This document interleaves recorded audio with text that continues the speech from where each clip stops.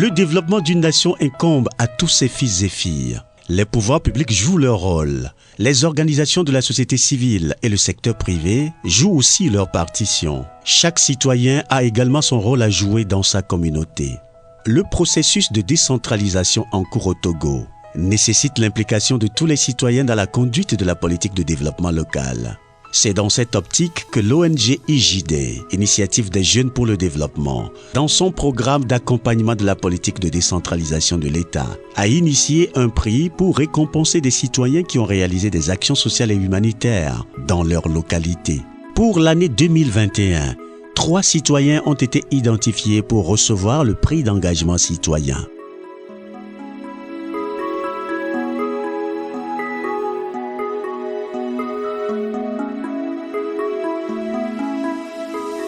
Tata Adaglo Avlessi de Mas est un homme d'affaires togolais très connu du monde depuis son passage à la tête de la Fédération togolaise de football entre 2007 et 2009. Il est un grand cœur au sein de la société. Président de l'ONG Aide à l'éducation et à la santé, Tata Avlessi de Mas est un homme socialement engagé au service de l'humanité. Après l'autorisation du Conseil des natifs du village de Masséda en août 1998, il a entrepris de grands travaux qui ont fait de ce hameau reculé, situé à 90 km au sud de Lomé, la capitale du Togo, un véritable joyau architectural qui n'a rien à envier à une ville. En une décennie, un vaste chantier d'urbanisation et de modernisation a été érigé, notamment la construction des routes et voies, adduction d'eau, électrification, couverture téléphonique mobile et fixe, implantation des infrastructures à caractère social, marchés, collèges, lycées, places des fêtes, promenades des croyants. Le travail à Masséda, je crois que on peut dire que le travail se passe bien et c'est dû au fait que les conditions sont créées pour que les élèves soient à l'aise dans les classes. Parce que quand on regarde un peu, on voit que aussi bien le bloc administratif comme les salles de classe, je crois qu'on n'a rien à envier aux grandes villes. Donc dans les salles, c'est électrifié. Il y a l'eau courante, l'eau propre, l'eau potable qu'on utilise, et les robinets un peu partout. Donc nous n'avons rien à envier à ceux qui sont dans les grandes villes. Il y a même des salles, jusqu'alors qu'on n'utilise pas, meublées de bancs, et c'est pendant les examens qu'on les utilise. Donc pour les infrastructures d'accueil, je crois qu'il n'y a pas de problème. Donc c'est ce qui explique que le fait que le travail marche bien. Et je crois que les résultats, chaque année, que ce soit au bac 1 comme au bac 2, on n'est pas au bas de l'échelle. Donc nous plaçons toujours à la première place. Oui, à ma connaissance, je crois que tout ce que vous voyez, c'est l'œuvre du président de l'ONG Aide à l'éducation et à la santé, à la personne de M. Tata Avlessi. Donc je dirais qu'il a ajouté quelque chose à l'humanité. Oui, le président Tata Avlessi de Mas a souvent un mot à la bouche, je le cite. L'électricité est un outil indispensable pour le développement humain et durable. Fin de citation. Et il a effectivement fait de cette phrase une réalité. Et aujourd'hui, quand vous allez dans toutes les écoles à Masséda de CP1 en terminale, nous avons l'électricité. Et en dehors de l'électricité, la population de Masséda buvait de l'eau de puits. Il a trouvé également que l'eau c'est la vie. Donc il a fait construire le château et le village a maintenant de l'eau potable. Je pense que ce sont ces éléments que nous avons besoin pour enclencher le développement. Et il a mis. Et la dernière réalisation en date, je vous en prie, pour aider une communauté à décoller, c'est l'éducation. Je vous rappelle que les élèves, quand ils arrivent en terminale, ils s'en vont jusqu'à Tablibo ou à Neho pour passer leur bac 2. Mais il a fait un effort également pour faire venir le centre d'écrit du bac 2. Ce qui fait que aujourd'hui à Masséda, un enfant qui commence le CP1 doit avoir le bac. Il a le bac, il va à l'université. Ça veut dire qu'il ne peut pas sortir de Masséda pour faire ses études.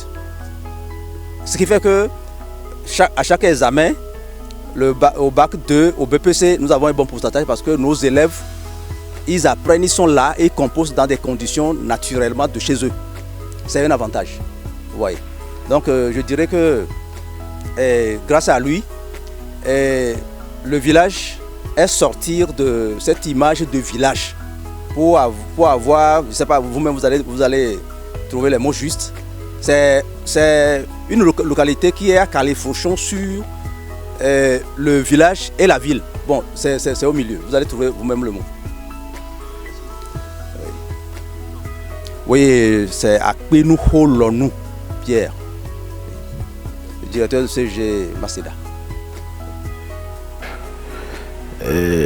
J'ai pris la route de l'Exode en 83, précisément le 8 septembre 83, pour Abidjan. Et nous voici ici aujourd'hui. Et je pense bien que la nuit semble être le jour. Je fais allusion à l'électricité. Donc je pense bien que le chemin de ma vie, c'est Dieu. Donc on doit remercier, on doit louer le Seigneur. C'est ça. Bon, Masséville sort de Masséda, c'est bien. Pour vous qui un peu, je pense que des fois on dit Togo et Togoville.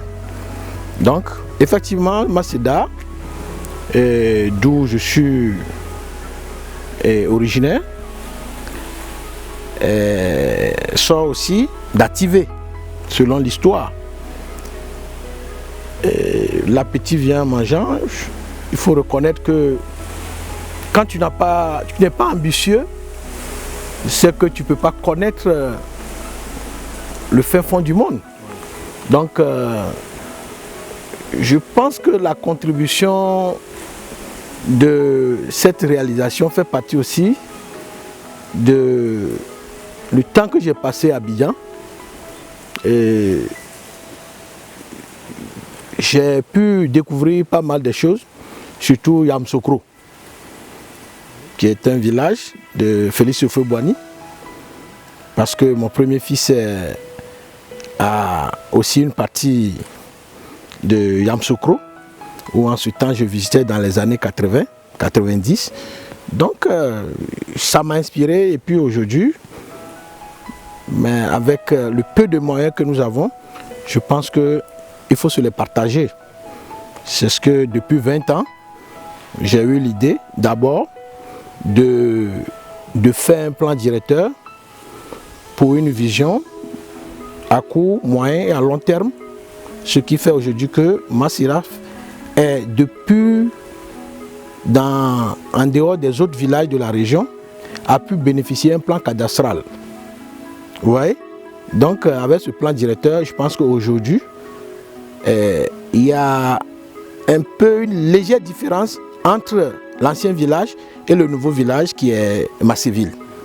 Donc aujourd'hui, je pense que Dieu merci que le départ n'a pas été facile pour sensibiliser les gens, pour les faire comprendre que même dans un bled perdu, du moment où on arrivera à avoir de l'électricité, que j'ai l'habitude de dire est un outil de base indispensable pour le développement. Donc à partir de l'électricité, on peut tout avoir. Et depuis, je pense bien que si j'ai de bonne mémoire, depuis le 16 décembre 2004, Masséda est mis sous tension. Et aujourd'hui, je pense que c'est toute la population de la préfecture de Bamono qui en bénéficie. Commencé par mon village canton à Titogon, qui a été greffé sur la ligne privée que j'avais en ce temps. Donc aujourd'hui, après à Titogon, il y a au moins une dizaine de villages aujourd'hui qui ont bénéficié du projet indien. Et Dieu, quand on a l'habitude de dire, aide-toi, Dieu t'aidera. Si l'électricité était depuis en Fombi en Écho, ça serait difficile. Donc moi, je suis très heureux aujourd'hui qu'à partir de l'électricité, vraiment, et tout ce qu'on avait comme commodité chez les Blancs, parce que chez les Blancs, il n'y a pas de village. C'est comme ça, c'est l'électricité et la téléphonie. Mais aujourd'hui, on a la chance qu'on a les deux téléphonies, que ce soit Move comme Togocel. Donc ici, nous ne sommes pas en marge de cet outil indispensable qui est la télécommunication. Donc à partir d'ici, on est connecté, on a le Wi-Fi, on a l'Internet partout. Donc je pense bien que c'est louable. Mais sans oublier aussi, la source vitale, c'est l'eau. Donc, j'ai fait construire un château d'eau, que j'ai fait au moins cet assainissement, surtout pour privilégier le monde éducatif, de CP1 jusqu'en terminale. Dans toutes les écoles, j'ai mis de l'eau, l'adduction d'eau, et c'est gratuit pour les élèves. C'est ça. Je mets l'accent sur l'éducation. Donc, il faut remercier aussi le gouvernement, parce qu'à travers ce que je fais avec les échos, il faut remercier le gouvernement qui n'a pas cessé de nous accompagner, particulièrement de m'accompagner. Parce que si Masséra aujourd'hui, Masséville, qui a un centre de baccalauréat, donc ce qui veut dire qu'un bébé à 18 ans n'a pas besoin de franchir 1,5 km de rayon de Masséville pour avoir son premier diplôme universitaire. Donc c'est un atout. Donc ça c'est la contribution du gouvernement. Et c'est très louable. Il faut remercier le gouvernement. C'est ça. Nous avons au moins 4 écoles primaires. On a 3 officielles et puis une catholique. Et on a un CEG. On a un lycée central. On a un centre de baccalauréat. Mais je pense bien que... Et qu'est-ce qui manque aujourd'hui? C'est les 9 km de goudron à partir de Mamissi, Masséra. C'est ce qui manque. Donc je pense bien que si le gouvernement aussi peut faire un effort, je pense qu'avec ça, on peut avoir l'idée, on a un projet pour avoir au moins une grande école supérieure, une université privée, entre guillemets. C'est ça, c'est le projet fondamental, c'est ça.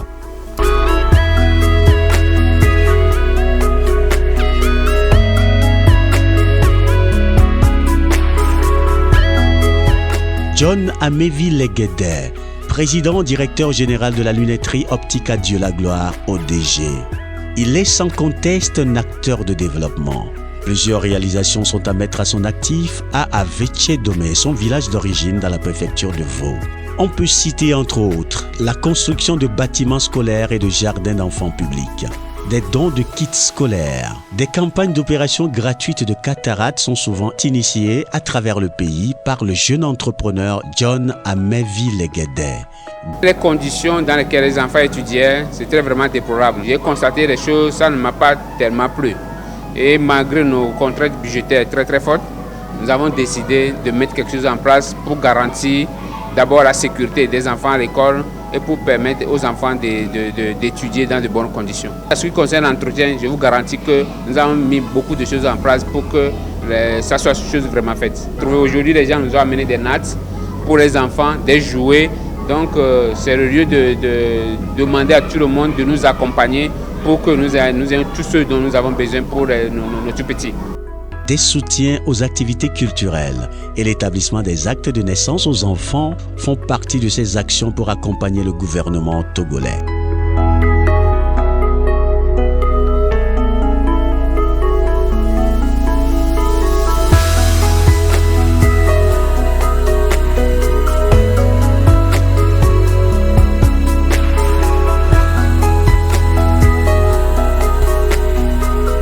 De ses multiples fonctions, Maître Françoise Molga Abounima Kadjaka s'est beaucoup illustrée dans l'engagement citoyen à travers son association Aide et Action à la veuve, à l'orphelin et à l'enfant déshérité, AVOED. Elle a fait ses preuves en matière d'action sociale dans plusieurs domaines. Dans le domaine scolaire, elle offre à chaque rentrée des kits scolaires aux enfants déshérités et aux orphelins de la préfecture de Doufelgou. Elle encourage l'excellence en milieu scolaire à travers le prix de l'excellence en faveur des meilleurs élèves de la préfecture de Doufelgou aux différents examens du système éducatif de notre pays. Elle a aussi réalisé des adductions d'eau de la Togolaise des eaux à quelques établissements scolaires, lycée aéroport, EPP Douga-Eni, sans oublier le don de tables-bancs à l'EPP Bontiga, EPP Pouda, au lycée aéroport et l'EPP Chichira B. Elle a fait construire à l'EPP Norgewa un bâtiment scolaire entièrement équipé en table-banc par son association. La réinsertion scolaire des enfants de la rue est aussi à mettre à l'actif de ces actions.